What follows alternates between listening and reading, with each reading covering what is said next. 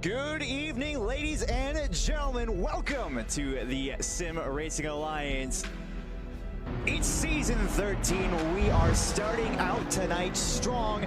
As they do go side by side. It is the formation lap almost done. They will look, all eyes to the lights. That's going to be an amazing start. And we have a crash in turn 1 already. What's going on? On to the bus stop. Straight goes for it around the outside. More contact behind. That is huge. A couple of gainers in that one. She's given it everything. She has to. I'm not sure, but it's over yet, though. This is the last opportunity. We're off and away for SRA.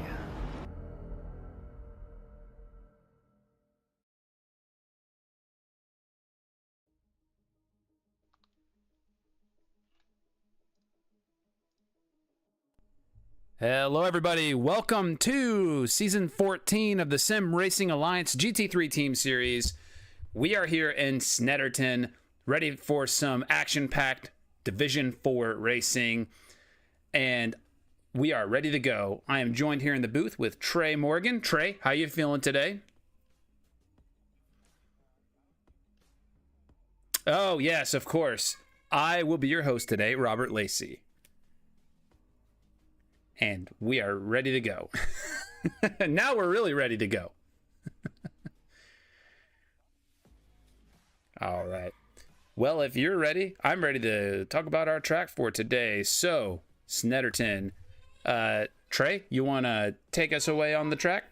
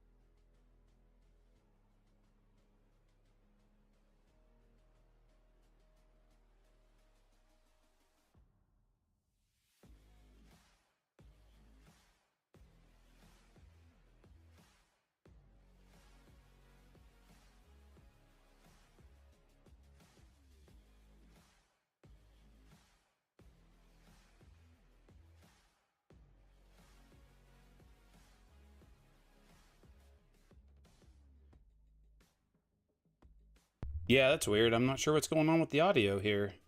Stand by. One moment. I'm not getting any Discord audio from you. Stand by here. Okay. It's not muted. Can you try talking for me? Hang on.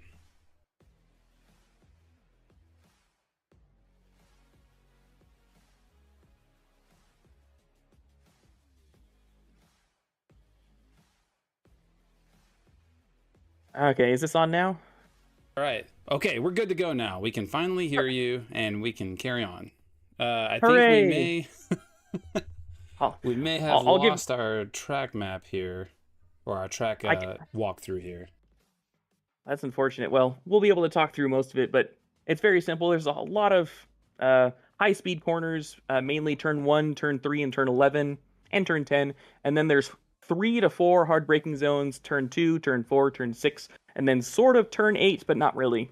So now that you can hear me, we will go ahead and talk through the lap once we get on track, but we need to get this going. So, Robert, if you want to go through the driver standings now. Yeah, absolutely. Let's dive on into our standings for the season so far. All right, so after last week's race, leading for our gold drivers is going to be Sean Daniels with Cheaper Than Therapy. And in second place, we've got Kyle Barber racing for Cow and Chicken. And in third place, we've got Chris Sweeney racing for Los Vatos Locos Racing. Wait, yes. And in fourth place, we've got Jobry GTG in Baseline Racing. And in fifth place, we have Michael McQueezerson, also known as Wheezy, racing with Madhouse and Vanquish Racing. SMH my head. Sorry, I'll get a kick out of that name there. For our top 5 silver drivers, we've got Tyler Thompson, OBDA Wannabes. Tristan Zamora with Moonlight Horizon Racing. Third place is Devim Galindo with Sub-Zero Motorsport Yitcows Racing. And fourth place for our silvers is going to be Steven Sarver with, Darren Robichaud with OPE Racing. And fifth place is going to be Stephen Sarver with Baseline Racing. YCR Breaking News, we're slow. And let's get to the team standings really quick here. So, leading the team series, we've got Black Sheep Motorsport with Matt Anderson and Mert Mertson. And in second place, we've got Cheaper Than Therapy with Cube Master and Sean Daniels. Third place, we've got Cow and Chicken with Kyle Berber and Anthony Kanglosi. And fourth place, Better Call Steve with Steven Music and Steve Foster. And fifth place, rounding out the top 5, OBDA Wannabes with Thomas Greer and Tyler Thompson. I love all the team names that we have this season, especially in D4. There's a lot of great ones. Oh, yeah, absolutely. Some people are having some real fun with these names. I kind of get a kick out of seeing some of the names people come up with here. And I'm trying to find out now if we are going out on track yet. Let's have a look here and see. I think we got about 2 minutes before they go out on track. Maybe 3 minutes. All right. Well, we're going to kind of just hang out here with you guys for a little bit while we wait for them to get out on track. Let's see here. We're going to look at some of these names and pick out some of them.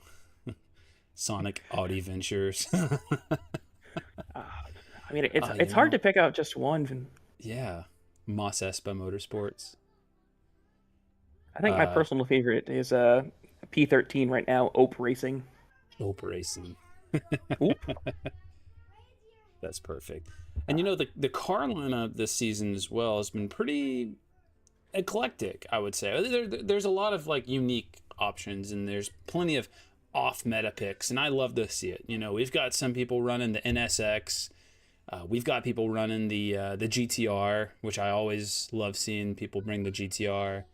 We got people running the Audi, which you have to be a little bit insane to run it. And you know what? More power to them, because I love seeing it out on track. You know, what else have we got here? Oh, and leading the series, we got a couple of AMRs in the top 5. So that's another great thing to see. We got Alexis in 9th place with OBDA Castle and Cauldron, and love to see the Lexus representation going on. You know, I think one thing that I really like that the SRA does is they do a really good job of balancing the BOP here to allow for the variety, you know, to allow you to bring those cars that maybe are not quite as relevant anymore, like the Bentley or the Lexus, the GTR. I don't know if I would say the Audi's not relevant anymore. It's still pretty strong, even though the I want to say the Audi GT3 program is done in real life, but either way, you can still race these cars here in SRA, and it's okay. Well, Moffat in chat says the McLaren is not balanced, and I'm not going to start a bop war on this stream today. We will not be having a bop war, but what I will say is Mustang's overpowered, and I'm going to leave it at that. I was gonna say I didn't say it, you did, but there was a reason why I drove that car last season. Yeah, Mustang's. I think about the. Yeah, I think about the only car that you could say is really like out of date anymore is just the 488. Because I know that even with our BOP, our balance of performance, it's like -40 on just about every single track, except for one track that we did last season. I don't remember which track that was, though. Yeah, I don't know. I think some cars that are kind of off the meta, the reason they are is because not necessarily that they are slow, but also hard to drive. Yeah, that's completely fair. So, for example, you don't see many people running the older Porsche. I think the older Porsches can be viable. They're not extremely far off the meta, but as I understand it, the 992 is by far the most stable and tame of the Porsches, right? So, that's kind of my understanding of where some of the meta is not just in terms of how fast it is, but also how easy it is to drive. And it looks like we have drivers getting out on track. Let me get ready to go here, and we can go and see what we've got going on here in Snetterton. Absolutely. So, while we are transitioning over to the race, I will go ahead and talk a little bit about this track and how it drives. So, with the last two tracks that we've been at, with Indy and Coda, there have been very defined overtaking zones that have wide straights that feed into wide corners that you're able to at least have somewhat of a chance to overtake at. Maybe not a good chance, but at least a chance to overtake at. British tracks, at least the ones that we have that aren't Silverstone, are very different in the way that they're constructed. They were built for older cars that are smaller, and so oftentimes they're a lot thinner in width, and so you can only go maybe 2 wide through most corners, and even 2 wide through most of the corners here at Snetterton is way too many cars to go through one corner. In fact, so much that in the drivers' briefings this week, they have been talking about how if you go 3 wide and there's an incident, it does not matter who is actually at fault. It will be the person who went 3 wide that gets the harshest penalty. So overtaking at this kind of track is going to be very hard, and at least in the lower divisions, the way that you get past people is with forcing the person in front of you to make a mistake. In the higher divisions, it's more of pit strategy. So can you get the good overcut or undercut? Yeah, for sure. And that's kind of the going trend with these tracks where the overtaking opportunities are slim, is it almost entirely comes down to what kind of pit strategy you can have. And I think it's really gonna, and I guess I would also say like your qualifying position is super important too, because if you can qualify well, get a good first few laps, you set yourself up good to try to go for like an undercut or some sort of aggressive pit strategy where you can come out ahead. That's really your best options here. I think we're gonna have the first car around here. I'm trying to figure out if they are clean. They still are clean on this lap. We're gonna see what kind of time Thompson can put down as we start to see the. Ooh, is that still valid here? I'll admit that I haven't driven Snetterton, so I guess it's still a good lap. We're gonna see what they end up with here. as they cross the line with a 148.5. And that so far is looking like a solid time, I guess. You'll have to fill me in terms of lap times here because I'm not familiar with Snetterton and what the times that we should expect here are. Yeah, so in the practice server, the fastest lap that I see is from McWeezerson, Wheezy, with a 146.8. So I know that D5 pole yesterday was around a 147 flat, I think. So I would assume that we're going to see lap times somewhere around there, but we'll have to see. Yeah, for sure. I know. Obviously, right now we're seeing people get out there. They're kind of getting their banker laps in, just getting something on the board. I'm predicting that this will adjust here, and our new fastest lap is going to be Altericio with a 148 flat, effectively. We've got some drivers out there improving. Let's see here. Moreno's up by almost a half a second. If they can bring this home, that'll put them in a pretty good position to start attacking for a higher grade position. And so far, they are holding on to that. Absolutely. You know, I haven't driven this track much, but just looking at it, visually, it reminds me a lot of Oulton Park. Yeah, they both have a similar design philosophy. It's just that Oulton has the advantage of not being completely flat, is what I will say. So, Oulton, it's in the middle of the forest. You got hills just about everywhere. So, you know that you can't see what's going ahead of you when you're at Oulton Park. Whereas here at Snetterton, you can see absolutely everything that's going on track, as we see someone go off in the background there. I'm not sure who that was. They may have already gone back to garage. I didn't catch who that was, but I will say that Master here looked like they were going to improve by about a second. And we're going to go watch Ferrer here, up by a second as well. They move into fourth place. Looks like nobody has been able to topple Altericio up at the top so far, but we've got a couple people who are on the run to do it. We've got Uwu, who was very quick, as I recall, last week. I expect them to be pretty quick here as well. Zamora is also up by about 0.3.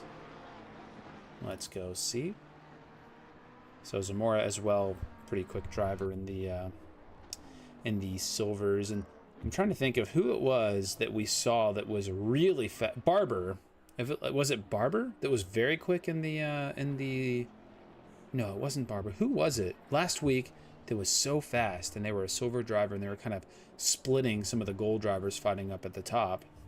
I remember that. If you give me a second, I will go look. It was Barber. It was Barber. Ah, okay. Yeah. So it looks like Barber is in gold now.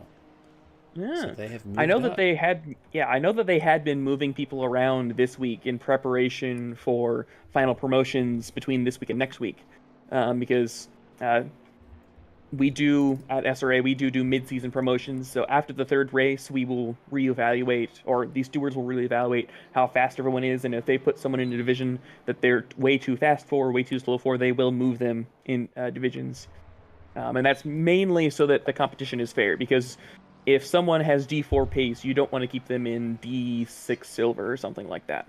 Absolutely. You want to make sure that it's fair for everyone. I'd like to cut in here that Uwu has now set our fastest lap for the silvers with a 147.8.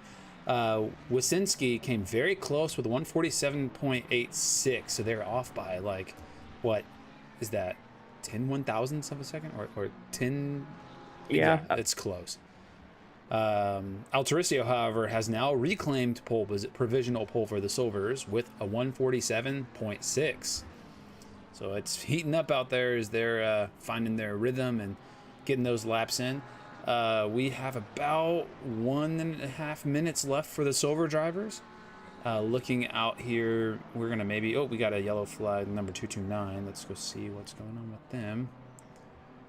Yeah, I think he just spun out on exit. Yeah. They at this point, I don't know if they're going to have enough time to get another lap. They're going to try though, but it looks like they may be stuck on some geometry, maybe, or are they just waiting for a safe rejoin?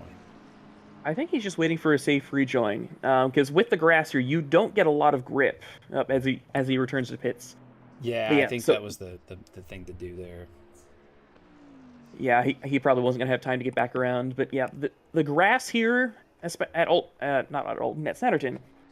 Yeah, at Snetterton is very slippery, so if you get on the grass at all, you are almost guaranteed to spin or go very wide.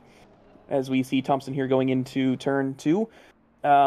Multiple times there, in between the shoot between turn 1 and 2, I have gone wide or seen people go wide, and there is absolutely no saving you getting back on track, because there is just no grip.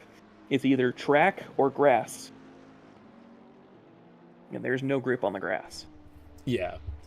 And that's just the thing, you know. I think that with these British tracks, or just with these tracks in general that have like grass flanking both sides of the track, they can really throw you off. I think back to the Brands, what was it, 6 or 8 hours? I can't remember what we were doing for the endurance races, but the Brands Hatch endurance race last year, that was tough because one tire goes off, especially around kind of some of the sector 2 and sector 3 corners, and you might as well give up. It's going to suck you off the track. Uwu has taken first from Altoricio with a 147.5, so it's stellar time, and well, for a moment there, they were actually looking to improve again. And looking a little bit further back, Zamora is over half a second up on his current time, and he's just about... Oh! Wow. Someone went off there. Yeah, yeah. That's one of those places where you don't want to go off. Yeah, and considering 57 is one of the silver drivers, that's their run effectively ended, as it looks like Zamora got bogged down a little bit, and their run is also effectively over. I think he ran out of gas. Oh, maybe that's what it was. It seemed like they just fell off there. Yeah, because he was 3/4 of a second up on his lap, and then he just stopped going. So I think he ran out of gas or something. Yeah, it's easy to miscalculate on the qualifying and how much gas you're gonna need and how many laps you're really gonna be able to get in. We should have some of our gold drivers getting their first laps in here in a moment. As we ride along with Johnson, they have now dropped back a couple of tenths, and I think their run is effectively over. And with that, just about all of our silver drivers are wrapped up, with Koval finishing their run, as well as Kingalosi. And yep, that's it for our silvers. And now let's go see what the golds are going to get up to. All right, I'm trying to figure out who's at the front of this train of gold drivers here. I think GTG is going to be our first one. Let's ride along with him and see what they do. All right, so I'm going to go ahead and talk through this lap since I missed it through technical difficulties. But we are going down into turn 2, the first hard braking zone, the first overtaking zone of the track. Obviously not a worry in qualifying, but it is one of the more annoying corners to get right. Anyway, we go into the fast left-hander of turn 3, only shifting down a gear if you want to, back onto another short straight, heading into turn 4. Yes, this is your second hard braking zone, another good overtaking spot, and one of the last easy in very heavy quotation marks, but easy spots as you're going back down into gear 1. Here we have the almost full speed turn 5 left-hander, and then we have turn 6, which is about 120 degrees back to the right. So this is another okay overtake zone if you can get alongside, but getting alongside is going to be very hard. Here we have turn 7, which is a medium speed and also a very important exit, as this will lead you all the way down the back straight. This is not the longest straight. I think the front straight is a little bit longer, but it does have the most annoying braking zone at the end, because here we have turn 8 and 9, and turn 8, which we just went through, which is the left-hander. You're braking all the way through that corner. It's not a brake and turn corner, or it's not a brake then turn corner. It's a brake and turn corner. There we see turn 10, which you don't have to get on the brakes for, as we go now through turn 11, where you also technically don't have to get on the brakes, but you can if you want to. And then through the final turn 12, which is a quick left-hander, onto the front straight and all the way back down to turn 1, and we will see where GTG goes. He goes up to 6th place with a 148 flat. A solid first entry here. Wheezy brings in a 147.6. So this, wow, Moffat brings a 147.4. So wait a minute, hang on. Is this Moffat was watching the stream earlier. Moffat was in the stream saying the McLaren is not balanced. And, see, maybe this is what he was talking about. He said it's too OP. We need to rein it back just for him. Maybe, you know, make him actually work for his pole. Yeah. Looking down here, we've got some other times on. Foster with a 147.6, Taft with a 147.7. Right off the bat, I think we're gonna see these gold drivers get pretty quick out there. I'm predicting just let me find the qualifying stats here.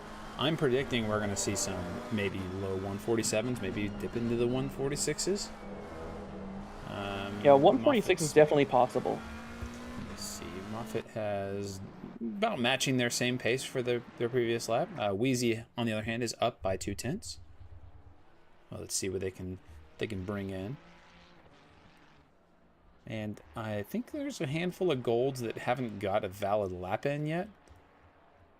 I'm trying to sort that out now. Anderson's about to cross with a 1/10 improvement, and Wheezy has dropped back into the positive delta, so they're going to have to abort this attempt and kind of gear up for the next go, as GTG improves by what looked like about either 4 or 8 tenths, bringing them up to 4th place.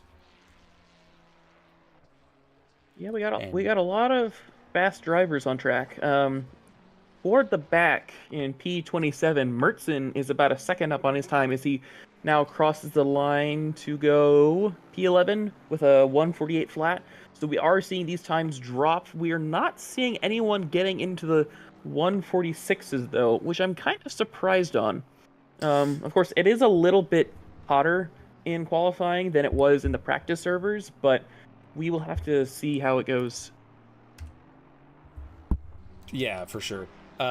Looking here now, Barber turns in an impressive 147.5, and I think that Barber's really shown that they earned that gold promotion with this with the driving that they've had so far. So I think Barber's gonna be one to watch out for a potential top 5 or even podium finish today. They were very, very good last week. I think they were on track for a win. And they just, I think it was a pit thing or something like that got them held up, if I remember correctly. As we look down, it was another fast driver too, though. If Uwu wasn't offered the promotion opportunity, they may be fast enough that they are just moving up because they are quick as well as Altericio. We've got some fast silver drivers mingling in with these golds. And it looks like Wheezy's up by 0.3. Yeah, he had been up about half a second through the middle part of the track, but he lost some time in Sector 3. He has improved going through that last corner and should get provisional pole, and he does with a 147.375. Outstanding driving from Wheezy, but Moffat's not done as Moffat retakes provisional pole with a 147.172. We are inching closer to those 146s. Yep, I'm telling you, I think it's possible. We have enough time for maybe 1 or 2 more laps, and I wouldn't be surprised if they can keep it clean and put together the perfect lap. They may be able to dip into those 146s. Looks like Wheezy and Moffat are both positive delta, so I'm going to look down the list here and see if anyone's improving. Sweeney up by about half a second here, maybe. Up by a couple tenths as they look to try and pick up a couple positions wherever they can. They're going to be trying to do whatever they can to improve their starting position because, like we talked about before, your starting position is very critical for this race. And even if you're not racing at the top, racing for that podium, I mean, everybody's racing for that podium, right? But you're going to want to start as far up as you can. Let's Let's see. Tyler Thompson is the worst driver. I don't know what all that's about, but I will say this. We've got some people in chat talking about these times looking like some D3 class drivers out there. You know, I'm not calling anything here, but we do have some very fast drivers out there. And, you know, the rosters are going to get shaken up for sure, I think, after this. As Wheezy is up a couple tenths, they kind of lost it there. I really want to see one of these drivers get into the 146s just so, you know, I like to point out to people when I talk about Sim Racing Alliance how fast, as a whole, Sim Racing Alliance is. There are some very fast drivers here, some very ridiculously quick hot lappers. And, I mean, the times these people can put out are outstanding. Moffitt now up a couple of tenths. Let's ride along with them and see what they can string together as they start their last qualifying lap attempt, as they now get up 3 tenths. So far, looking pretty strong. It looks like we've got a little bit more movement. Awoo's and starting in 5th now. And Moffitt's holding on to that negative delta here. Come on, Moffitt. Let's see you do it. Let's see those 146s. And GTG's up by 3 tenths as well. They can bring that in. That would put them in the lower 147s. That could be good enough to bring them in the top 3 or even top 5. For sure, top 5. Moffitt still keeping up that delta negative as they get around here, kind of getting towards the final sector of the track. Now 3 tenths up. It's a quick time out of Moffitt. Moffitt's showing some great pace out there in the overpowered or not overpowered, depending on who you ask, McLaren. We are out of qualifying time, so this is settling out as the drivers get their final attempts in. Moffitt still holding it together. Lose a little bit of time, but they are still up by almost a tenth. They have solidly secured themselves pole position, I would say, at this point. Looking down the field, Foster's our next closest contender, up about 3 tenths. GTG went to 2nd place. Oh, wow. Yeah, that's a good improvement. And I think we were talking about GTG a moment ago, that they were looking like they had the pace to improve, but Moffitt crosses the line with a very similar time to what they put in. I think the same time, or if not close to it, as Foster is wrapping up their lap, getting ready to bring in about the same time they did before, and our starting order is settling into place. Yeah. Yep. And with that, I think that's everyone. That's everybody. With that, we are going to cut to a message from our sponsors, and then we'll get out on track and ready for the race. A huge thank you to our SRA sponsors and title sponsors for supporting us here at SRA, as well as support from Documise, a modern business solution for product management. Go to documise.com to learn more today. And support from Retro Saga, a North American-based gaming company that provides accessories for your favourite classic systems, including Nintendo, Sega, PlayStation, and much more. Enhance your retro gaming experience today at retrosaga.ca. And a big thank you to our affiliates, Track Racer. Experience redefined gaming with Track Racer's high-quality sim rigs and accessories. Use code SRATE at checkout to support us. Armamentario, a toolbox for ACC that will enhance your chance to win. Enjoy a fully customizable and enhanced HUD to change the way you experience ACC. AT3D Sim Shop. Upgrade your sim racing experience today with premium 3D printed accessories featuring precision crafted magnetic shifters, sleek cable management solutions, versatile stream deck mounts, and immersive dashboard displays. Their innovative designs enhance performance and style, elevate every lap with top-tier quality and craftsmanship at at3d.net. Go Setups, premium esports setups for everybody. Use our affiliate link on our Discord and take your drive to the next level. Castle and Cauldron, a home-based crafting business specializing in handmade Harry Potter, Fantastic Beasts and Fairy World collectibles. Magic wands, potions, mini dioramas, wall decor, costumery, cosplay, and much more.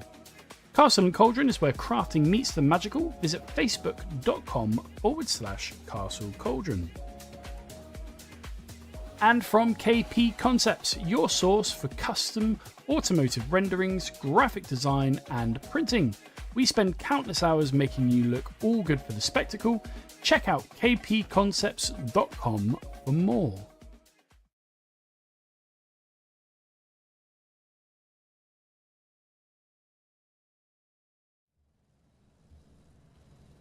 All right, folks, we are lined up on the grid here, ready to go. And as we are getting ready to start the formation lap, Trey, go ahead and take us through our grid for today's race. Absolutely. So we have 38 drivers here today. In 38th place, we have Lindo in the BMW. In 37th place, we have Sarver in the BMW. In 36th place, we have Seacombe and also the BMW. So a little bit of trio in the way back. In 35th place, we have Rock in the Honda. In 34th place, we have Heisener in the Porsche. In 33rd place, we have Cab in the Lexus. In 32nd place, we have Robichaux in the BMW. In 31st place, we have Foster in the Porsche. In 30th, we have Ansem in the Audi. In 29th place, we have Greer in the Aston Martin, I think that is. Yeah, no, that's the Bentley. My apologies. Then we have Koval in 28th in the Porsche. In 27th, we have the BMW of Ferrer TC8. In 26th, we have Moreno in the Ferrari. In 25th, we have Master in the Ford. In 24th, we have Ken Galosi in the Aston Martin, the actual Aston Martin. In 23rd, we have Buckley in the Lexus. In 22nd, we have Music with the Ferrari. In 21st, we have Matassi in the BMW. In 20th, we have our former D5, a Gleam in the Ferrari. In 19th, we have Johnston in the McLaren. In 18th, we have Penkovic, also in the McLaren. In 17th, we have Sweeney in the Ferrari. In 16th, we have Daniels in the Ford. In 15th, we have Zamora in the Honda. In 14th, we have Mertson in the Aston Martin. In 13th place, we have Thompson in the Bentley. In 12th, we have Wyszynski in the Aston. There we go. In 11th, we have Curtis in the Ford. In 10th, we have Anderson in the Aston. In 9th, we have Tenney in the McLaren. In 8th, we have Taft, also in the McLaren. In 7th, we have Altericio in the Ford. In 6th, we have Uwu in the McLaren. Moving into our top 5, we have Foster in the Ferrari. In P4, we have Barber in the Aston Martin. And then for our top 3 drivers, we have McWeezerson in the Ferrari. GTG is in second place in the Ferrari. And then in first place, we have Moffitt in the absolutely, totally balanced McLaren. And I will hand it off to you, Robert. All right, everybody. We are ending the formation lap as the drivers are getting stacked into their order, getting ready to go. And we are going into the last corner here before we get onto the main straight and get ready to go racing, everybody.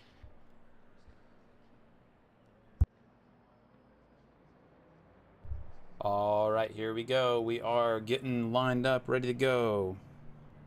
Oh, yeah, this is a bit of a long straight, isn't it, here? It is a long straight.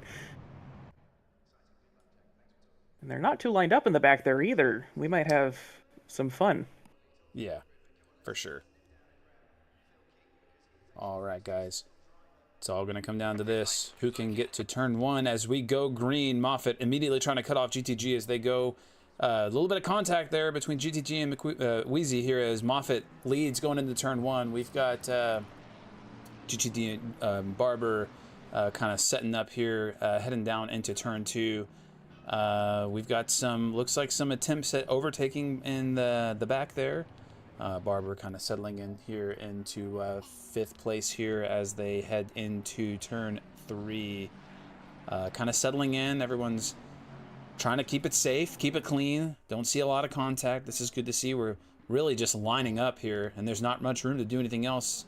Have a couple people dipping their tires into the dirt back there at turn 3 here as we go through turn 4, following along here. Moffitt is really setting up their lead here as they're going to try to get away from the pack as much as they can. With now it looks like a 1 second gap to the car ahead here, as Barber still kind of not really able to make any moves here. However, they've got Uwu following real close behind, trying to find a way around them. Let's see if anybody's able to make any passes here on the back straight here. Looks like some people kind of peeking around here. Nothing really showing itself up. We head into the final sector here. Uwu really hanging on to Barber. No room to really get around here. Moffitt's now extended the lead to Wheezy to nearly 2 seconds as we go into the final, or the main straight here, and get settled in for the rest of the race here. We do have a yellow flag at the back of the track. Looks like the 229 car of Heisner. Oh, and we have another car off. Looks like RAF Cab is off as well. I'm not really sure what happened there. We have another incident forming at the final corner here. Let's see what's going on up there. Looks like the 122. Let's go see what happened. Here we go. Ooh, we may have some damage here. We're gonna catch a quick replay of that and see what exactly happened here.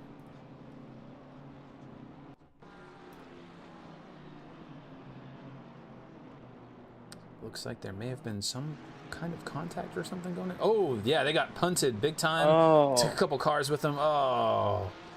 Looks like I spoke too soon about having a pretty clean first lap there. As we look all things ahead, considered, it was pretty clean. It was pretty clean, actually, especially on a track like this where the passing opportunities are slim, and some more, shall we say, adventurous or aggressive drivers might try and make those hard moves really stick on that first lap, because you know the races aren't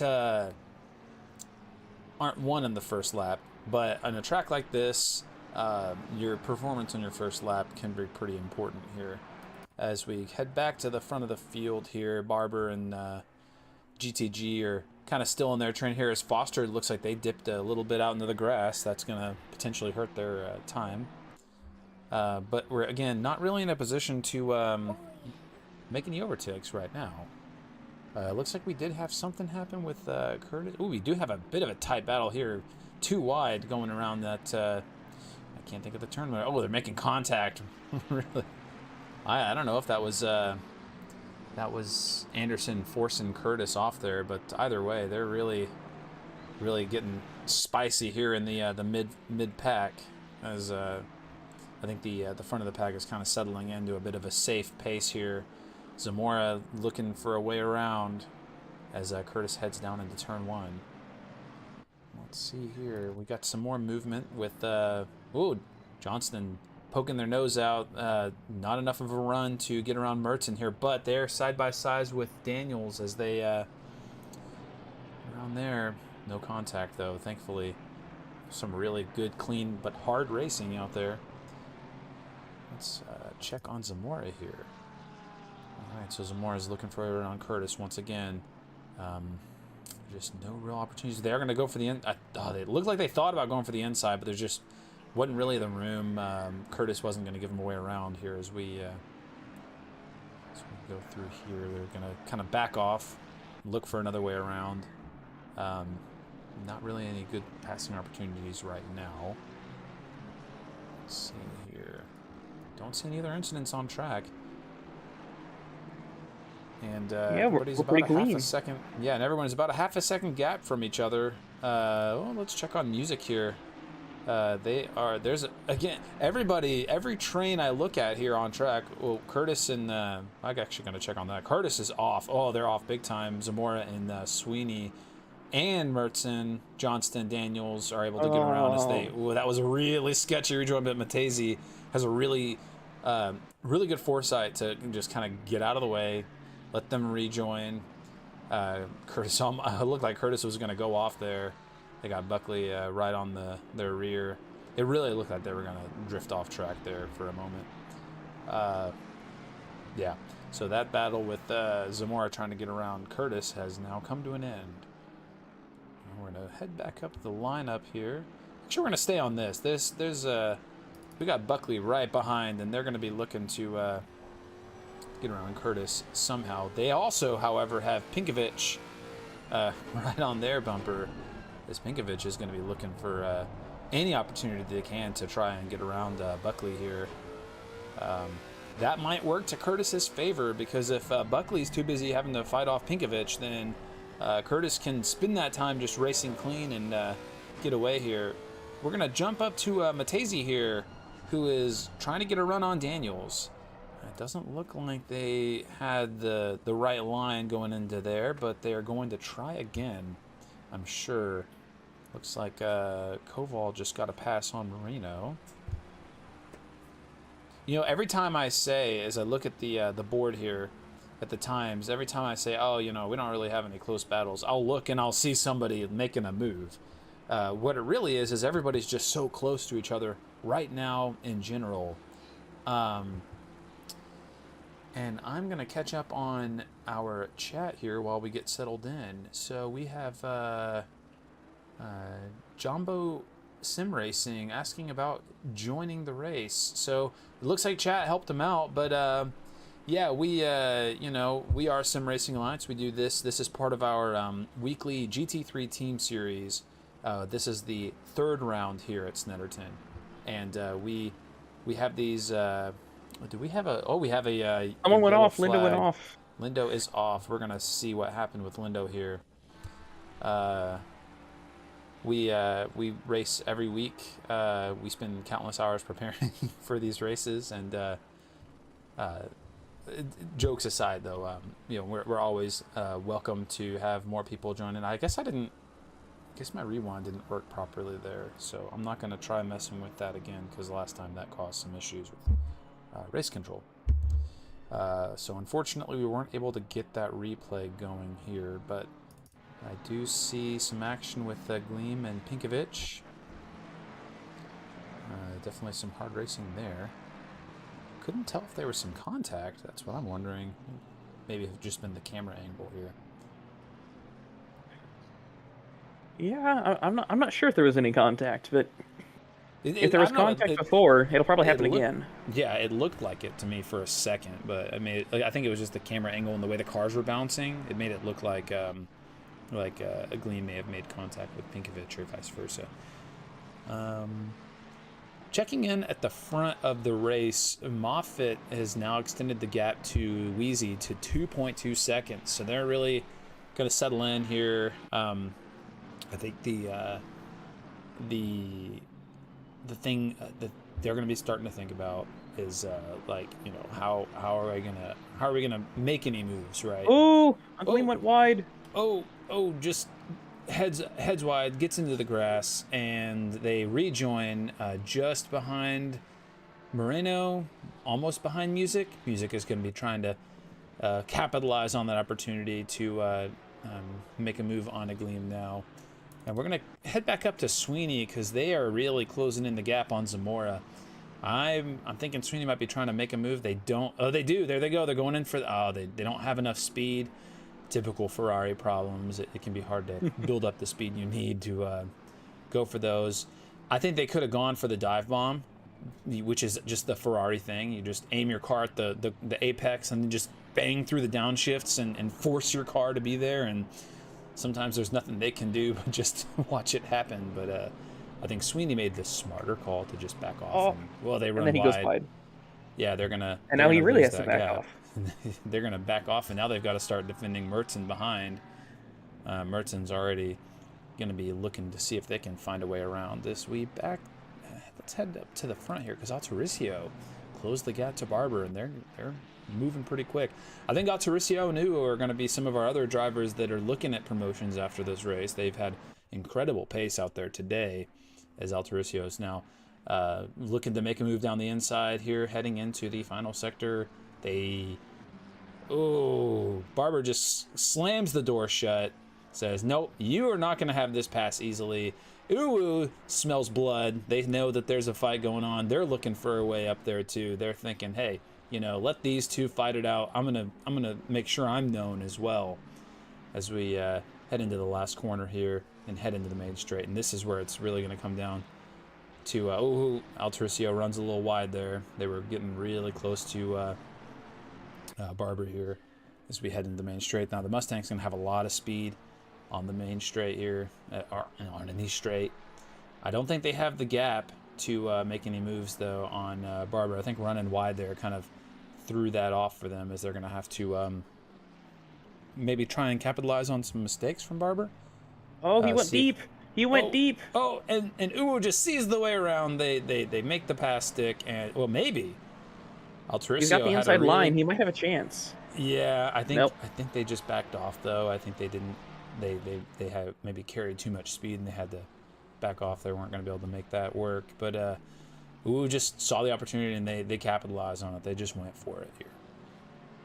Yeah, the Mustang doesn't really have the brakes in order to compete with the McLaren, and that's probably about one of two ways that a McLaren can get beat a Ferrari is with either braking or cornering, because the Mustang's entire thing is acceleration and top speed, and the McLaren is able to beat it out fairly consistently in those departments. And someone else goes wide.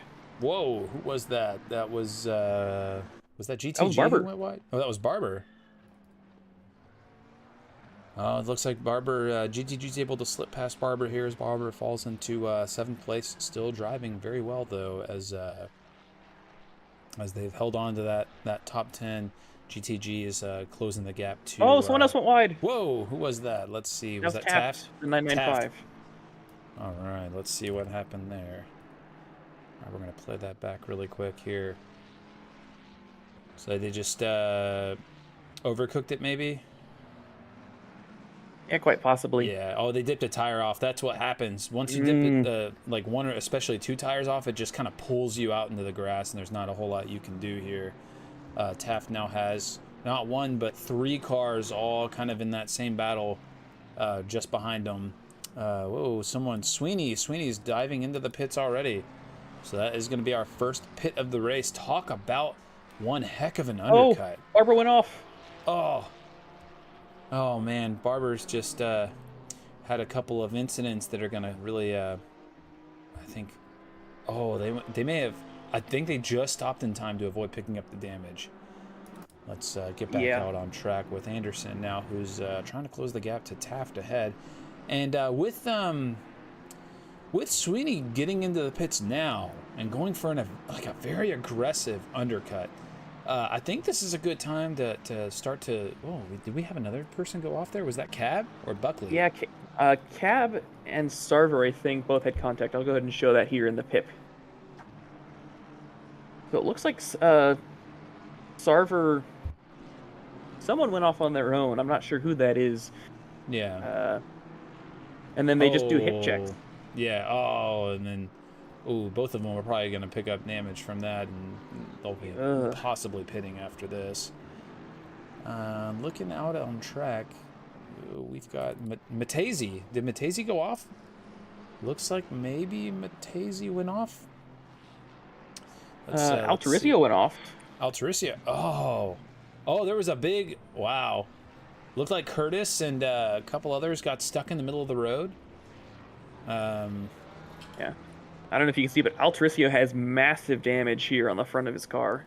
Oh, you're right. Okay, who I was thinking was Curtis was actually Altarisio, I think. Oh. Yeah, that's what I'm thinking. Okay. So, yeah, they're going to be having to get into the pits and get their damage repaired. But again, they'll lose time from repairing the damage, but they are going to get an early pit, which I think is going to be the strategy here. But really, I'd like to pass it off to you and let you talk about the pit strategy and kind of the games these drivers can play out there on a track like this, where overtaking opportunities, as we have contact with Barber and Johnson, getting their elbows out and getting their racing. On a track like this, where overtaking opportunities are slim, pit strategy is a big part of it. Trey, how about you take us through some of the thought process that goes into that? before I do that, Curtis got into another accident. I don't know exactly what happened, but he is stationary in between turns 1 and 2. He got absolutely clobbered. And I don't even know what happened there. It looks like Greer just might have not seen him on the middle of the track. Yeah, maybe. Well, I think Greer had a car ahead of them, and they just didn't see him. But I think that means Altarisio and Curtis both picked up damage and are going to have to head into the pits for that. So, all that clean racing we had the first couple laps, I think we're seeing 15 minutes, almost 20 minutes in, the challenge of this track as people's tires begin to fall off and the battles continue to unfold as looks like Tenny is off as well. Maybe they just dipped a couple tires off there. Let's see what happened. Yeah, so it looks like they're going into turns 8 and 9, and it's really easy to get a snap of oversteer into this corner, which it kind of looks like he might have just braked late. I'm not entirely sure, but it's really easy to mess up that corner. Yeah, absolutely.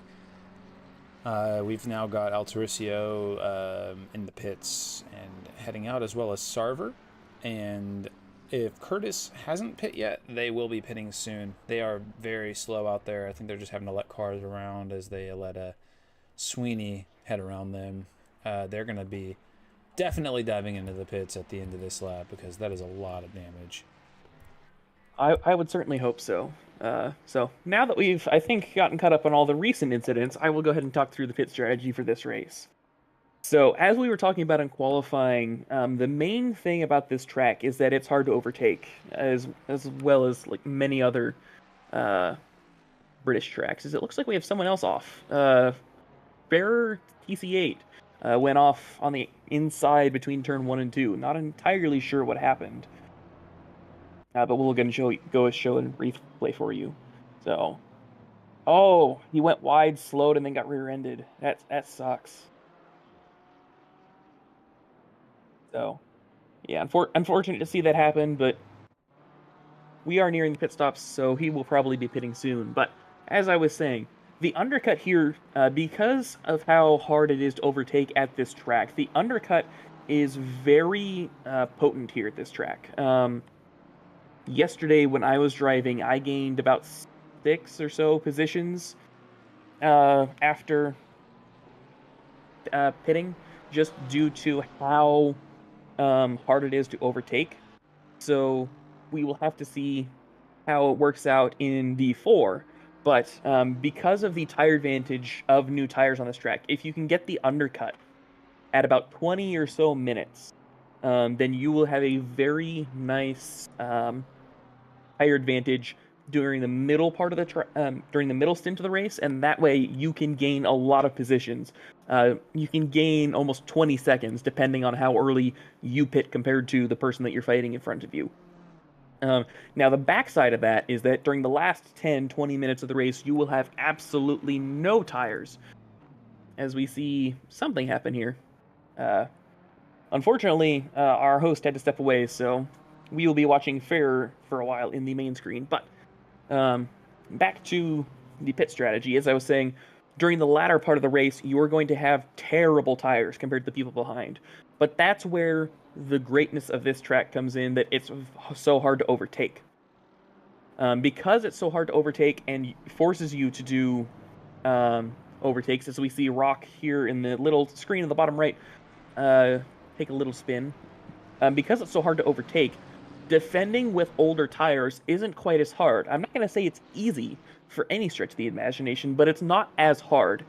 Because as long as you're able to hit your apexes and not spin your tires on exit, you will be able to keep the person behind you. Because it's not like Coda or Indy, where you have one really long straight where you can get an overtake at.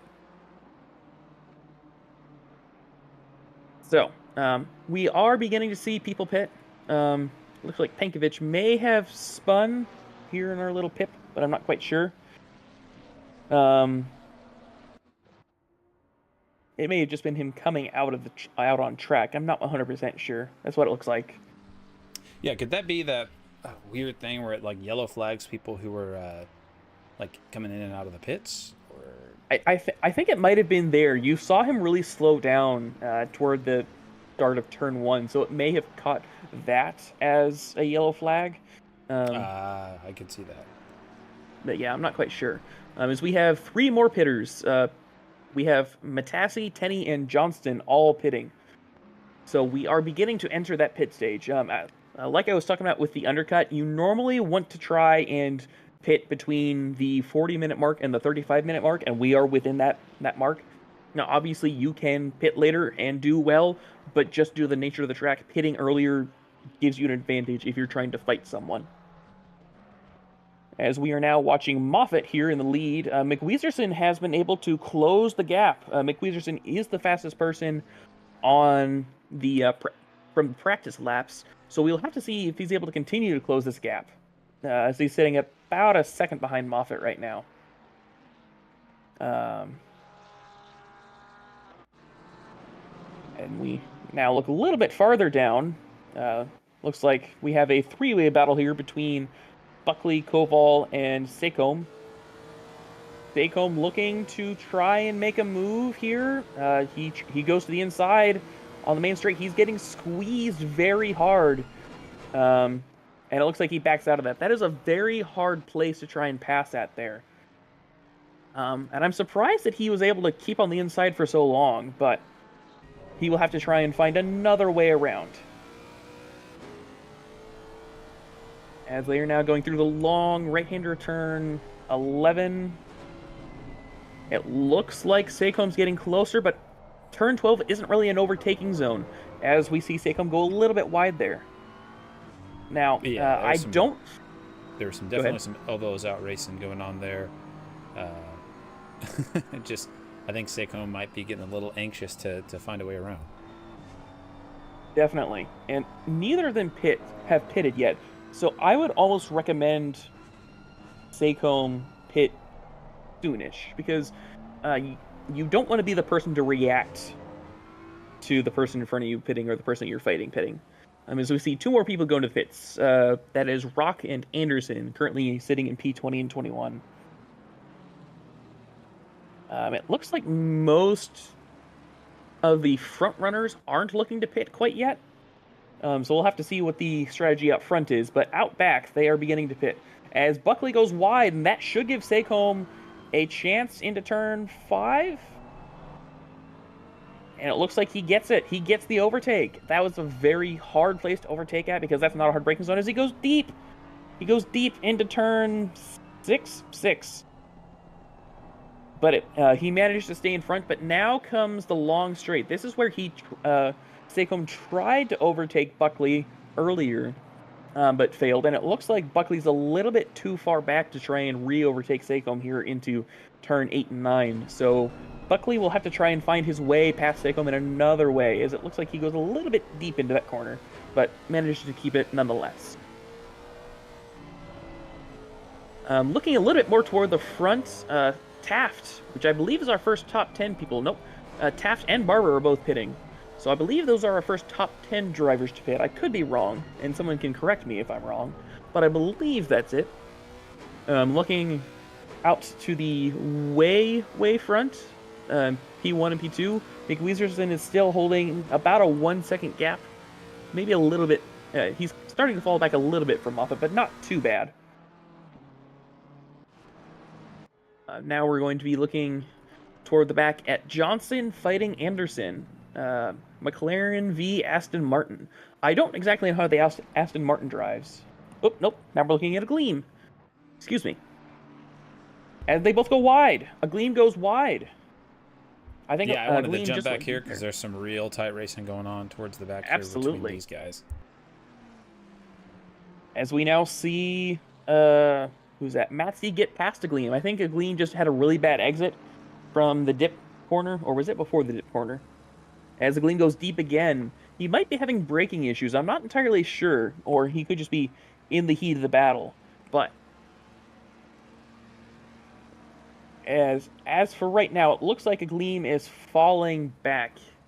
He's lost about a second in the course of one straight, so I don't think he'll be too much of a threat to Matassi back in front of him but we will have to see. Meanwhile, we're going to move back to the battle, I believe, between Seacombe and now Koval. Buckley has fallen almost 3 seconds behind these two drivers who had been, and it had been a three-way battle, but it's now a two-way battle.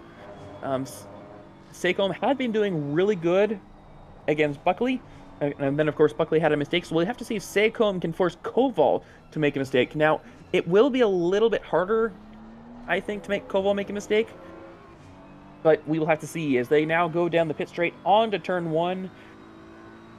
Seacombe holding about a 6/10 gap, 4/10 gap, 6/10 gap. So he's not close enough to make any dive attempts into turn 1, but he does get a really good break into turn 1. A little bit of oversteer, but he caught it well. As we go down into turn 2, really nice on the brakes there. Catches right back up to the bumper, and now they go into one of the better overtaking possibilities. Not turn 3, but the next corner. Turn 3 will be the setup for the overtaking zone if Seacombe can get a good enough exit. And I don't think he does. He went a little bit wide. It's kind of hard to see with the giant wing of the Porsche there, but he went a little bit wide on exit. The rear just kind of stepped out a little on him as he was trying to put the power down, but he does amazing on the brakes. I don't know if the Porsche is just really bad on the brakes or if the BMW is really good on the brakes, but either way, he's doing a really good job there. Looking a little bit out front, something happened with, I'm not sure if he just went slow. No, he hit the barriers. I don't know what happened, but our current P4 sitter hit the barriers on, I believe, the exit of turn 9. And now he goes into the pits, so probably has a little bit of damage there from that, but hopefully not too much, as McWeezerson also is in the pits right now. So our P2 driver has pit to try and undercut Moffat. We'll have to see how Moffat responds. I would assume that he's probably going to try and pit this next lap around, but we'll have to wait and see, as Thompson also pits. Moving back to this battle with Koval and Seacombe. Seacombe had a little bit of a dive there, as Koval now goes into the pits. So Koval is trying to prevent Seacombe from undercutting, as it looks like Buckley is also pitting. So yeah, we are now getting into where a lot of people are pitting, which makes sense, because we're about halfway. Pitting at the halfway point here is the safe option. It will make sure that your tires last to both the front and the end of, or both your first and second stints. Normally you want to make your first stint a little bit shorter, just because the heavy fuel loads will wear your tires a little bit more than when you're low on fuel for the second stint. But pitting at the midway is the safe option.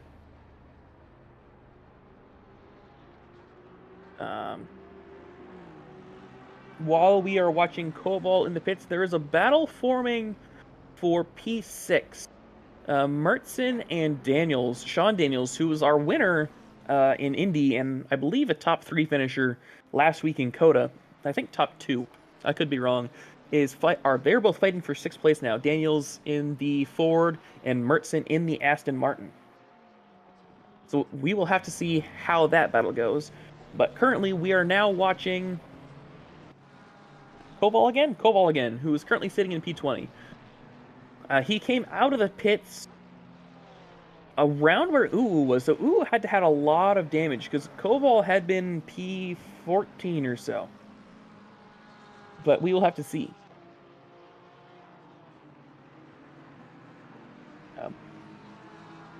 In our picture on the bottom, I'm looking here at Anderson and Johnston, Anderson and Ansem. Ansem in the Audi, Anderson in that gray Aston Martin there. Anderson is getting really close. He's about 3-4 tenths back from Ansem, and he does have the advantage of a better engine than the Audi, I think. I could be entirely wrong. But we're going to go ahead and go back to Koval on the main screen, down in P22. It looks like Tenny just ahead of him may have gone a little bit wide, but not 100% sure. But he holds his line there through turns 8 and 9 very well. And as long as he gets a good exit from turn 10, which I don't think he did. I think he went a little bit wide. He missed the apex by about half a foot, I think. I could be wrong on that assessment, but that's about what I see. However, he does get a good turn 12. Turn 12 is probably more important than turn 10 just because of how long the main straight is, as we were commenting on at the very beginning of this race. And so getting a good exit onto the main straight really sets up a good chunk of lap time, because then it controls how fast you can go through turn 1 and then how fast you can get down to turn 2, as we see him now go down to turn 2. A little bit in front of Koval. So, did Forrester have an off? Or is my... I'm going to watch Foster here. I think Forrester got overtaken in the pits, but I'm not quite sure. That's what it looks like to me. So we'll assume that Foster was overtaken in the pits, not an off-track incident. Anyway, a little bit ahead of Koval. We can kind of see it sometimes in the auto cam right now, but Matzi and Moreno, about 2 places ahead of Koval, and P18 and P19 are about half a second away from each other. A little bit less than that right now. I'll go ahead and switch to that here in our bottom right corner as we watch Koval do his laps. Matzi has the advantage of engine power on the Ferrari, but the Ferrari does have the brakes. So getting to his bumper might not be the hardest thing in the world, but getting past his bumper in the braking zone will be a hard challenge once he gets to him. As we are now watching Moreno in P18, we have a spinner. Heisner in P28. I'm going to go ahead and do a quick replay of that just to see if we can see what happens as we're watching Moreno and Matassi race. Chat saying who has a stop go 30. That's Moffat. That was our leader on merit. Has a stop go 30. And he's in the pits to serve that stop go 30. So stop go 30 is normally for speeding in the pit lane. And that's not good. He was in the lead. And that's going to lose him almost a full lap compared to where he had been in. It looks like Heisner has ETB'd. So, or not ETB, RTB, or RTG? RTG. Yeah. He's returned to the garage. So, an unfortunate event. Hopefully he's able to get back on track at some point, but I just don't know. Yeah, as we were saying, Moffat... Where is Moffat? Moffat is currently sitting in P21. He had a stop go 30 penalty that he had to serve, and so that's essentially just a full another pit stop. And he had been fighting with McWeezerson, and McWeezerson is currently sitting in P3. So he lost, just about a full minute of time to McWeezerson, who he had been fighting with out front. Talk about finding some opportunities and taking advantage of it. Absolutely. That is really unfortunate for Moffat because he was doing such a great race, but unfortunately that is how lap stuff happens. As now we're going to go ahead and watch our battle in P8 between Thompson, Wyszynski, and Taft. I apologize to Wyszynski for butchering your name. I don't remember how to pronounce that Polish name. But anywho, Thompson getting really close into turn 1, doesn't quite have the speed to overtake him into turn 1, and he gets a really bad exit. Now, I don't think he'll be at...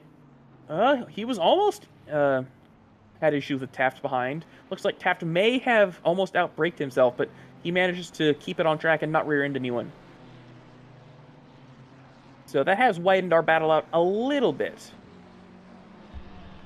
But yeah, just taking a look at how everything's settling out here so far.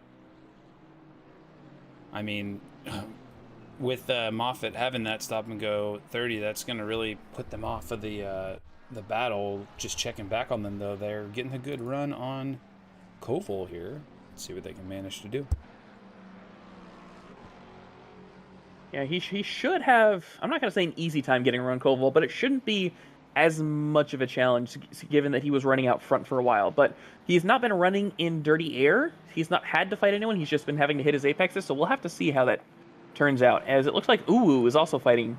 So Moffat and Uwu have all gone toward the back. As Thompson tries to get a look on the inside of Taft. where we are following in our pit. Our current P2 sitter, Seacombe, has pit to from second place. Now that was not second place on track, or that was second place on track, not second place overall. So he will fall back probably to around P16, P17, about where, maybe a little bit farther back where Koval is fighting currently, but we'll have to see. And Mertson, I believe, is the only person not to have pit yet. That's what it appears to be. Yeah, because Seacombe is in the pit, so it's just Mertson now. All right. So then looking to your on-track people, Mick Wieserson is your overall leader, followed by Foster, who's about 10 seconds behind him. And then Sweeney in P4, overall P3, 10 seconds behind Foster. So as long as the top 3 or so right now don't have any issues, they should stay in the lead.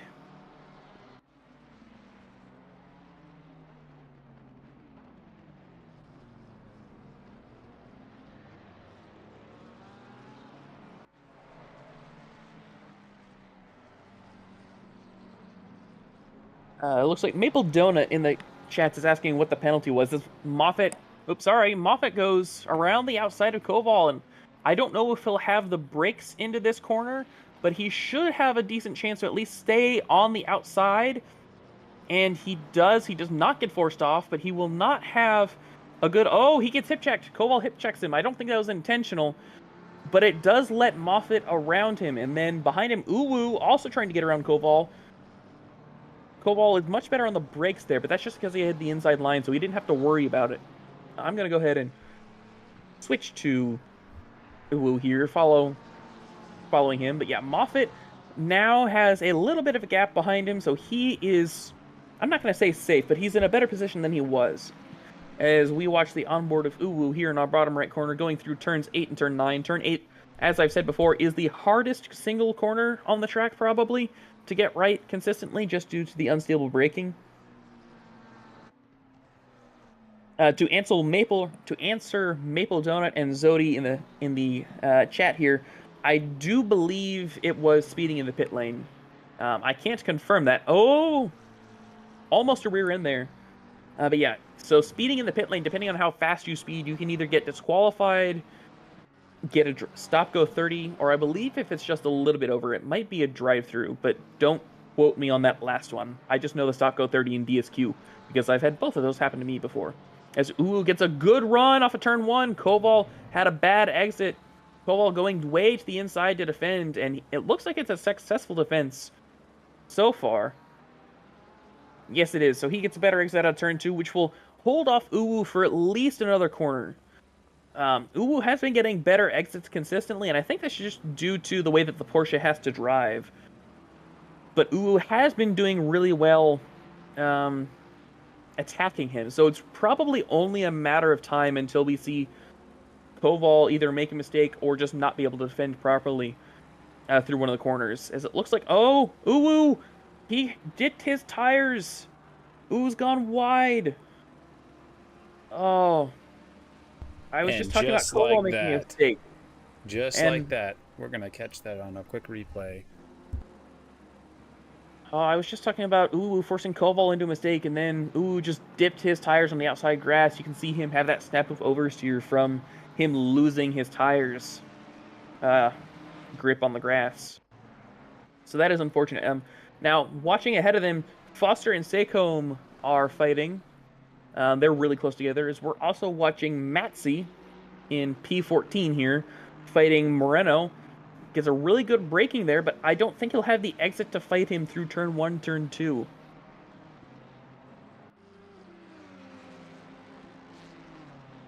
Yeah, it's looking like he's holding about a 3-4 tenths gap now, so he will not be able to attack him into turn 1, but he might get a good enough exit through turn 2.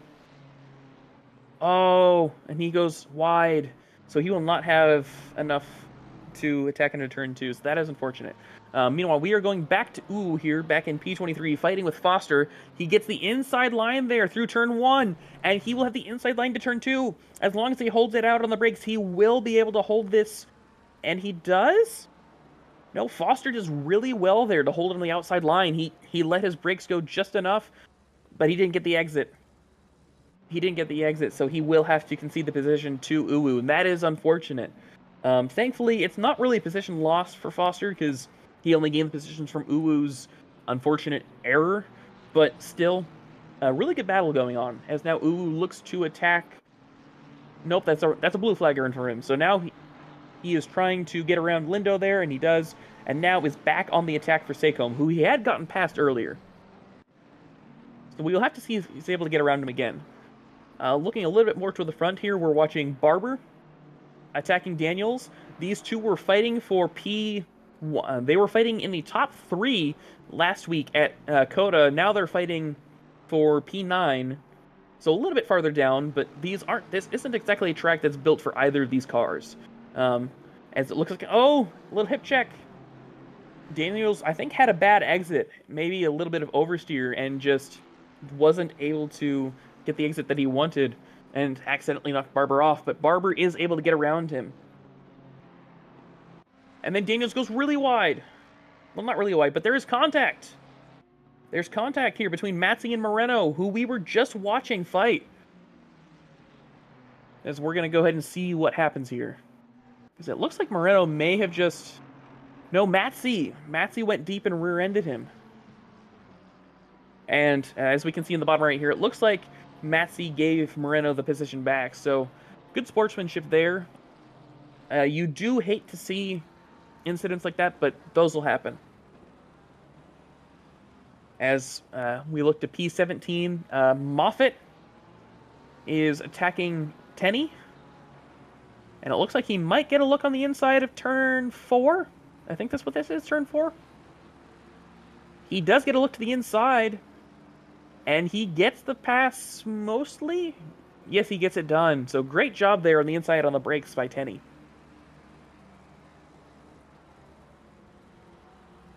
And this is the closest battle, or this is the farthest forward battle on track.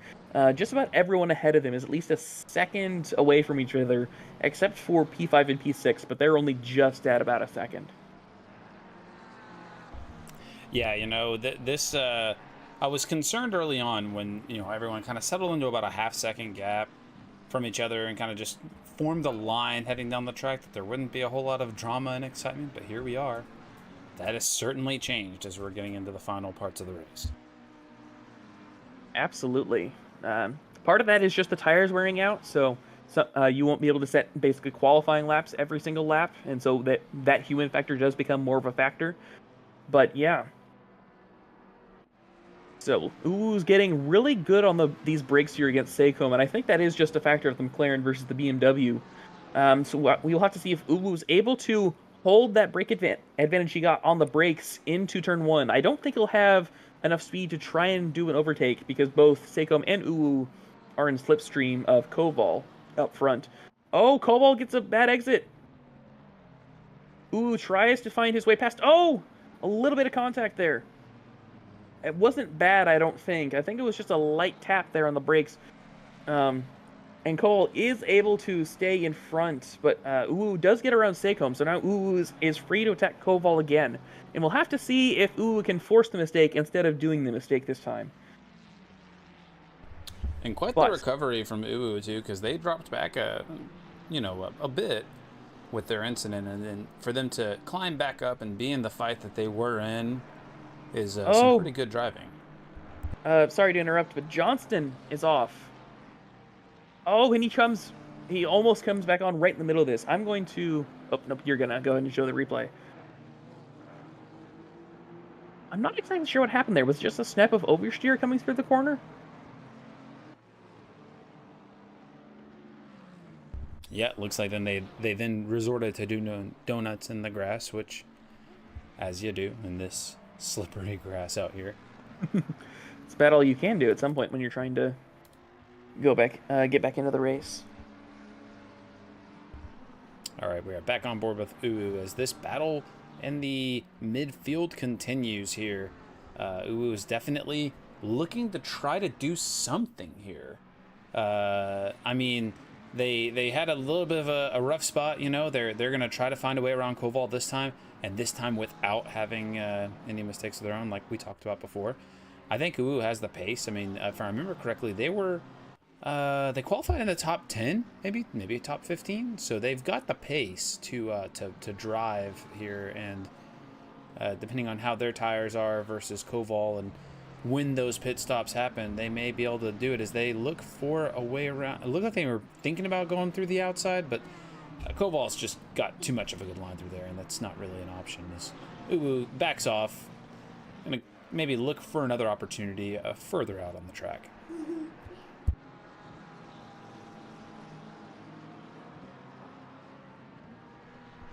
And they had a shot. They had an opening. I think they thought about that. They may have had an opening, but they didn't really have it lined up there. Again, this track continues to just show how difficult passing can be, and I wouldn't be surprised if at least some of the they were going for it again.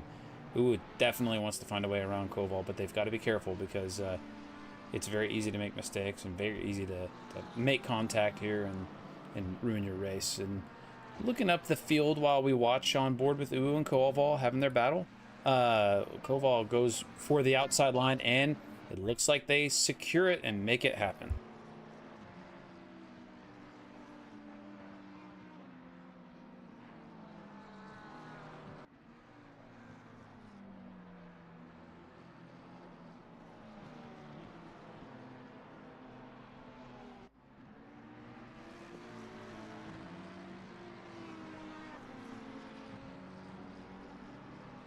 All right, so. Sorry about that. Had a bit of a technical issue. And by technical issue, I mean my kids quickly needed me for something.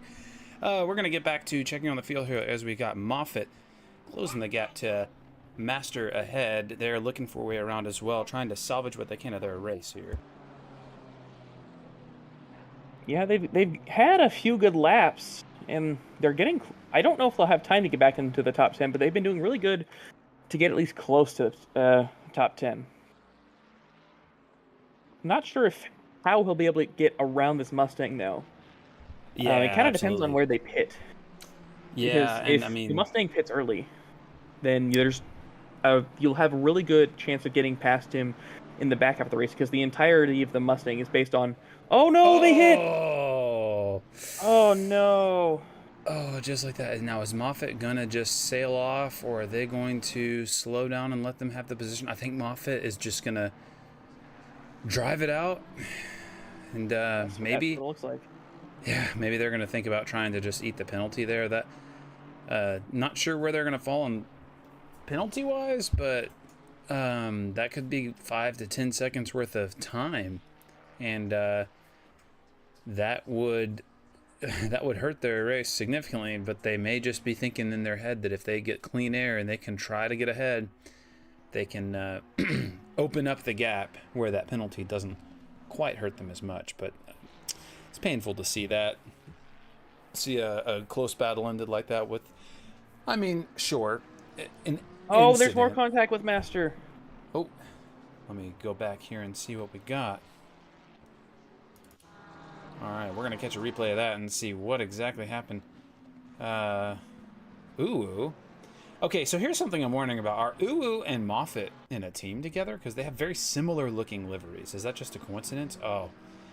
Oh, they got really wrecked there.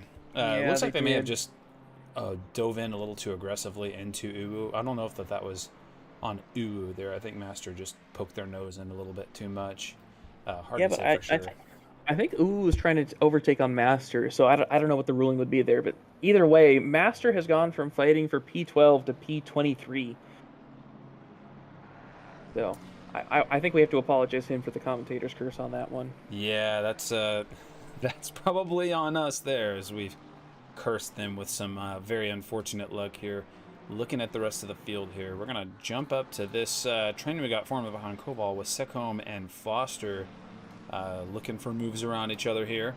And just behind them, we have Moreno looking for a move around Johnston as well. And actually, we're gonna stay with Secombe here, because Secombe is they're looking for a opening here on Koval. I think they have the pace and the gap here to do something.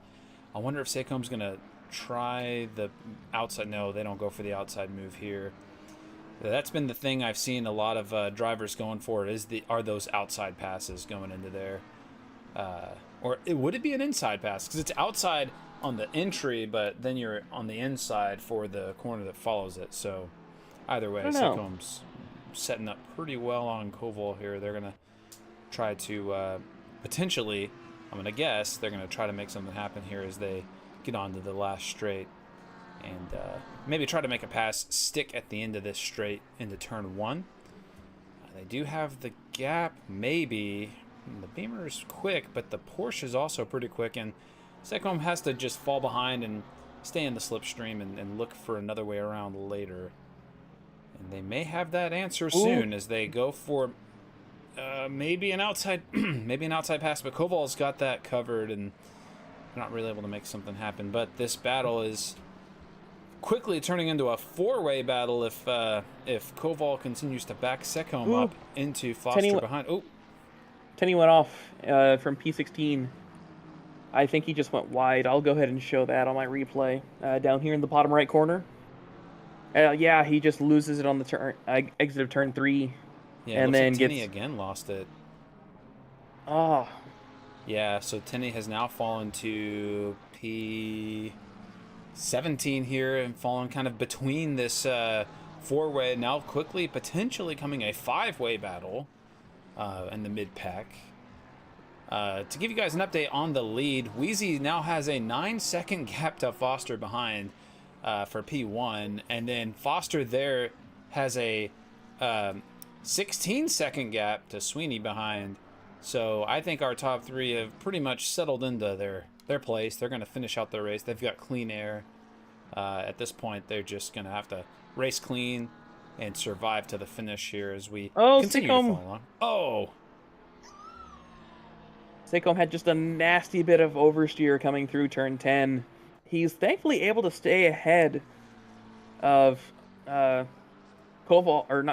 who just goes wide again. No! Tenny's tires have got to be falling off because they are struggling with those corner exits as they go wide and dip those tires into the grass here. Looks like Moreno just went for a move on, maybe went for a move on Foster? Or it may have been Tenny that they were getting around. Either way, this battle continues. However, Seacombe has backed off of Koval a bit. That gap has now opened up to 1.2 seconds. I think at this point, I would venture to guess that Seacombe is also dealing with tire issues, especially considering the oversteer we are now seeing them get in some of these corners. As we are following along with Moreno, who's the closest gap we've got. Oh, Foster gets a really bad exit there, but I think he'll be able to hold off Moreno into this turn. Is this? That's a really deep lunge. Contact. No. Oh. Is Moreno going to give the position back? Oh, that was a dicey rejoin there, too. I think they made it on okay. Yeah, they made it on track okay. I'm curious to see what Moreno does here. Does he back off and concede the position to Foster there? It'd be the sportsman-like thing to do. Yeah. But we'll have to see. It doesn't look like he's going to at this point. Yeah, that's what I'm thinking. However, this battle's so close as Matezi almost gets into Moreno's bumper. They are all over each other here. In the again, this mid-pack race has been the one to watch. Seacombe actually closed the gap to Koval now. I'd love to stay on board with this, but I've got to get up there and see what Seacombe's doing because they are really close to Koval. I think they're going to try to make something happen on the straight. I think they're going to get around actually here on the main Certainly straight. Looks like it. Yeah, Koval He's got holds the inside line, but he goes wide. No, oh, he goes way wide. Just like that, he runs wide. He loses the rear end, and that is Seacombe's run for P15 finished, I would say, with 5 minutes left in the race here. He's fallen way down what a the shame. order. He's having a hard time getting back on track this with the grass and the doing donuts out there, not purposefully. They rejoined in P22, and that is That is rough to see. Seicom's had some really good driving out there. They've made some really good passes, but that thing happens, you know, and racing. Sometimes a little incident can set you back here.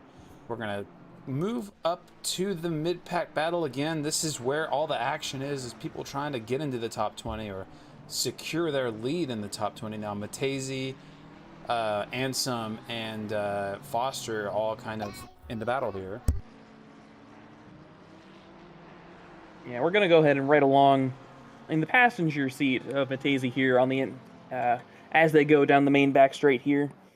He's gaining ground on Ansem. While you have that up, I'm going to jump up to see, we've got some elbows out racing with Taft and Zamora and Thompson here battling it out. Why is it that every battle we look at? Every time we jump to it, we see something interesting happen, and then it'll kind of settle out, and then something else will happen somewhere else on the pack here. But this is quickly unfolding here as everyone's scrambling to get up into further up into the points as they can. Zamora looked for an inside line on Taft, not able to really make it happen, but they have to watch out because Barber is hot on their tail. Barber runs wide. They do not lose control though. They are able to maintain control of their car. Back to Zamora here as Zamora once again looked for an inside line on Taft. They back off, settle in behind him.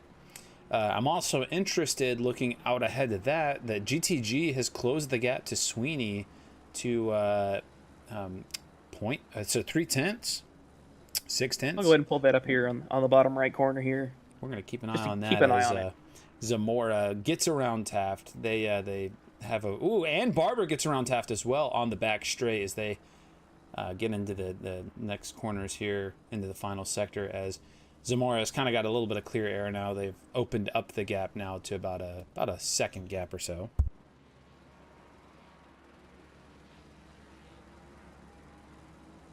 Yeah, out front here, GTG only has a 0.2 second gap to Sweeney out in front. I don't think he'll have enough to try an attempt into turn 1 here as we're watching, but he might have an attempt into turn 2 if he has a good enough exit. And it doesn't look like he does. So he got a good few corners there, but not close enough to really make an attack, as now we look back toward... Oh, Foster, no! Oh, Foster just runs right in a bad rejoin. Oh. Thankfully and mercifully for who was that they rejoined into? I think it was Foster. Johnston. That was Johnston. Johnston they made contact with. They thankfully didn't upset Johnston's car. Unfortunately, that's gonna hurt Foster's chances of trying to push for the top 20 finish here. And yeah, we're gonna like... There's a lot of action going on here in the last minute and a half. As I'm checking to see if they have started their final lap here. No, they wouldn't have started their final lap here. My mistake. But I'm gonna jump back to Tenny here. It seems like just about every battle that we start looking at, almost immediately, there's some kind of error or crash or something like that. I don't know what it is about commentating. It's just you look at someone and they immediately start getting worried, even though they don't know you're looking at them. But it's funny. It's unfortunate, but it's a funny little thing. Yeah, for sure. I mean, what can you do? Looking here now, GTG is still fighting with Sweeney. I don't know if you have that up. You do. So we're going to go check in on Buckley and Foster and see what they've got going on. Ooh, GTG, a really good overtake. Oh, and then he hip checks. Sweeney has been sent off into the grass. That on GTG? Are they going to have to give that position back up? I will see if I can pull it up on replay here, but he just gives them a little hip check. So I don't know if that would be on GTG, but it is unfortunate nonetheless. It wouldn't surprise me if he gives it up, but it wouldn't surprise me if he doesn't. I think that's just something they're going to have to let the stewards decide. Yeah, absolutely. All right, but I think GTG we are nearing yep. or about to get on to our final lap. So, Trey, if you want to take us through the last lap, we will be closed out. Absolutely. So here in the bottom right corner, I'm just going to go ahead and watch McWeezerson as he finishes it off. At least I think he'll finish it off. This going through turn 10, now into the long right-hander of turn 11. He has no one behind him at all. He's had a good race, he's had a good practice pace, he's had good quali pace. About the only thing he doesn't have is a win, but he's getting his win right now as he gets ready to cross the finish line. McWeezerson wins at Snetterton in D5. So congratulations to him. A little bit behind him, we have Foster in P2. We have GTG coming in around turn 11 right now to finish in P3. And then just behind him, as we saw, a little incident between them, but Sweeney will finish out in P4. Top 4, all Ferraris. So I know that Moffitt was saying how the McLarens are balanced, but I don't know about these Ferraris here. Wyszynski gets P5. Thompson will be coming across in P6. Zamora very close behind him in P7. Barber in P8. Mertson will be coming across P9 here in just a moment. Daniels right behind him in P10. Moffitt, or I don't know. On my race control here, they're getting very confused. But Moffitt in P11, I see, has a little bit of fun there at the end. We're getting to the end of the race shenanigans as race control wigs out and everything kind of just decides to stop working. Absolutely. But yeah, so Uwu gets P11. Koval and Moreno battling to the end, but Koval will take P11 away. Moreno gets P12. Tenney behind them will get P13. Matzi will get P14. It looks like someone left already, but so everything's a little bit off, unfortunately. But Johnston, Ansem, Seacombe, Master, Buckley, Foster, Penkovich, Taft, Rock, Robichaux, Greer, Ferrer, Music, Curtis, Lindo, Agleam, and Heisner will wrap to P27. And then I can't really tell you who's below them because enough people have left that it's gotten a little bit interesting. But yeah, we're going to take this moment to now that the race is kind of coming to a close, we're going to take this moment to take a very brief intermission and get ready to bring in our top 3 for some interviews. So give us just one moment and we will be back.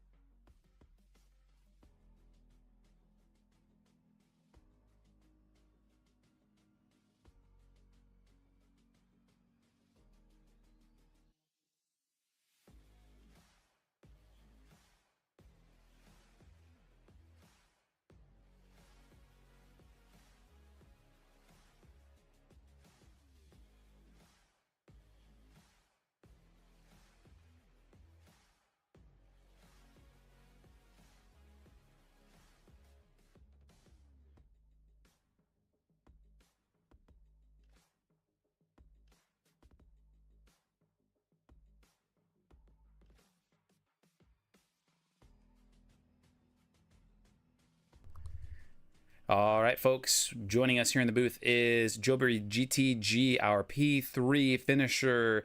We're bringing him in, and we're going to talk to them about their race. So, Trey, take us away.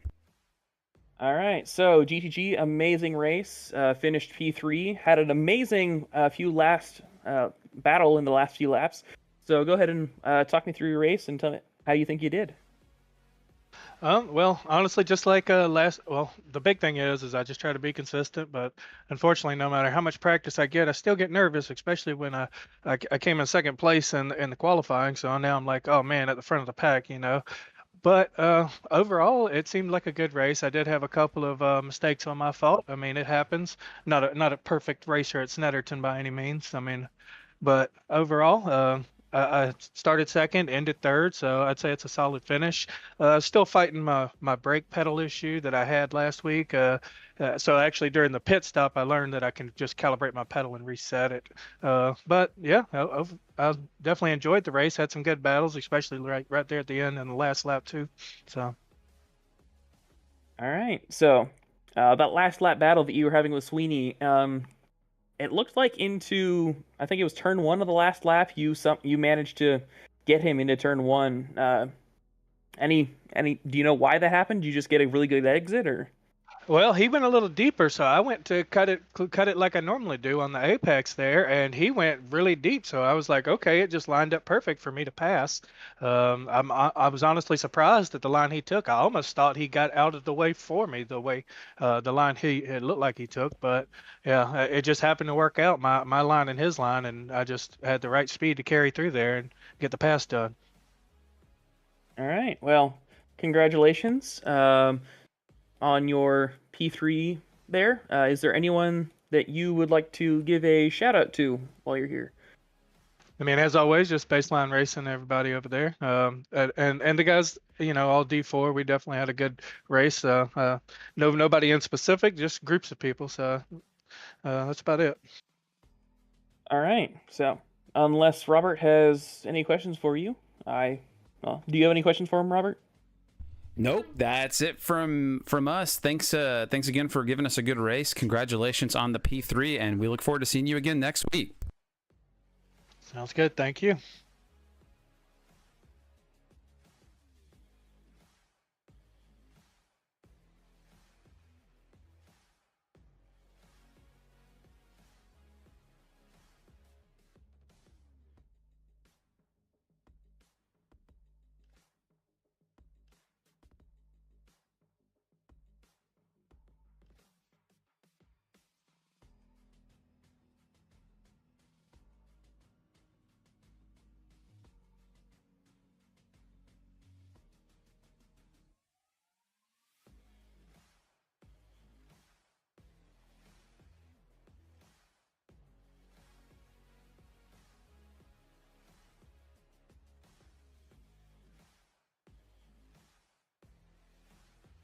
Hello. All right, joining us now in the booth, we've got Michael McWeezerson, I believe our race winner, right? Am I remembering that right? Yes, sir. All right, well, congrats on the win. Trey, you want to take it away? Absolutely. So you had some great racing out there out front. Go ahead and talk us through your race and how it went. Yeah, so it was kind of unfortunate at the quali. I left a couple of laps out there that I could have done a lot better. I was hoping to be a little bit better. That being said, still starting third was fantastic. I knew both Jabri and Mason. They're both super quick, and they've consistently shown pace in the other races, but also just in the prep for this. So I knew it was going to be tight off the start. I thought Mason had a pretty good launch. Had a little door bump with Jabri at the start, just trying to make sure we had position going in. I think we dinged a little bit more than I intended, and then Mason had a couple of, I don't know, first 3 or 4 turns, and you just kind of get out a little bit, and I was like, well, let me just settle in and get the tires up and not focus on anything other than just racing the circuit. So that's what I focused on for a while, and I just started chipping away. And it felt like every time that he started to slip up a little bit, I slipped up too, so that was a little frustrating. And then I just didn't like where my tires were. So when I dove into the pits, that worked out well. And when I saw Mason come out of the pits, he was about 2 seconds up on me, I think, when he came out, which was what I expected. I wasn't expecting an undercut or anything like that. And then I saw the SG30 that he got hit with, which is just a bummer. We were just talking about it in the D4 chat, and he said his game kind of glitched for a split second right as he was coming in, and so his pit limiter didn't go on. So after that, it was, once I saw him go back in on the next lap, it was just focus on clean laps, keep the pace up. I knew Steve Foster was back there. He's a really consistent driver who's been around for a while. So it was just me versus the track, and I just just had to focus on it, and it worked out really well. It's probably, as far as overall like pace relative to other people, that's the best that I've done. And then on top of that, I felt like my consistency was really there tonight, and it just felt good. It was a good win end to end. Yeah, you looked really good out there during the race. Like you said, really unfortunate for Moffitt to get the stop go 30, but it worked out in your favor. Obviously, we don't want to win via penalties, but a win is a win. So Yeah, absolutely. So once you saw that once you got into the lead, were there any issues that you encountered, or was it just fairly clean sailing, just hitting apexes and exits and all that? Well, so I pushed for a little while because I knew, I was kind of keeping an eye on what was going on behind me.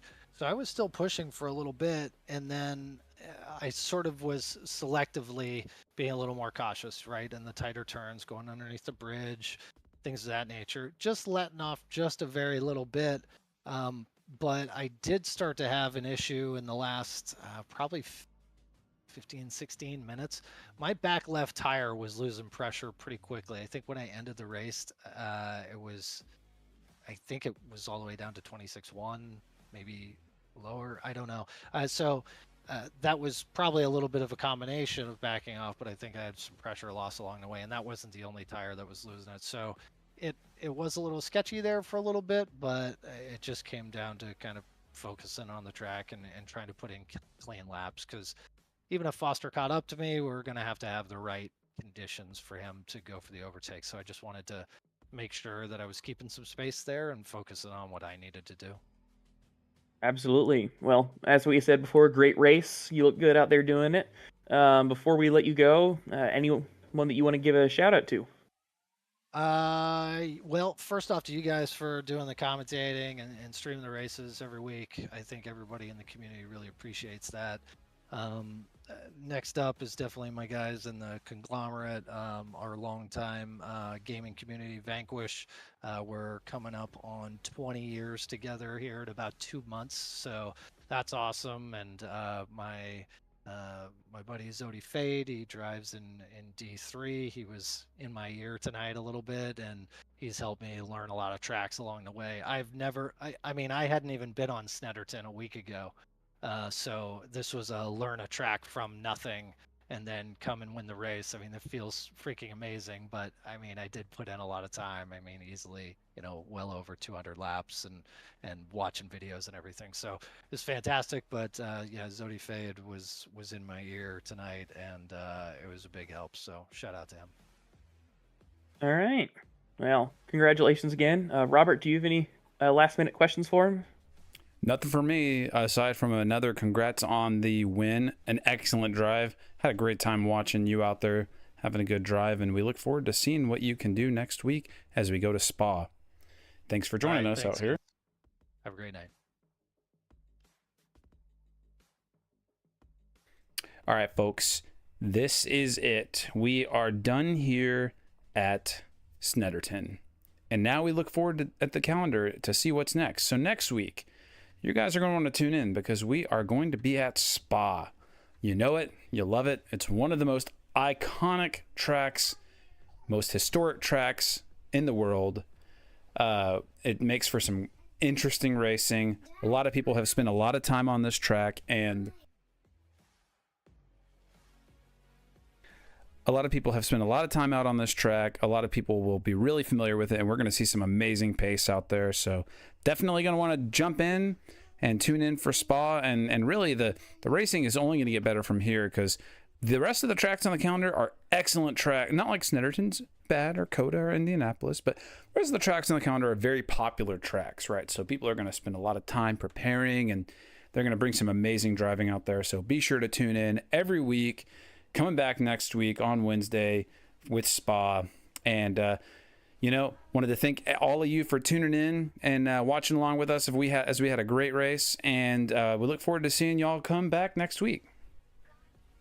Absolutely. I can't let you leave on a diss of my beloved Indy, but looking forward to seeing you guys next week on Tuesdays and Wednesdays at 9 o'clock Eastern time to watch all these races.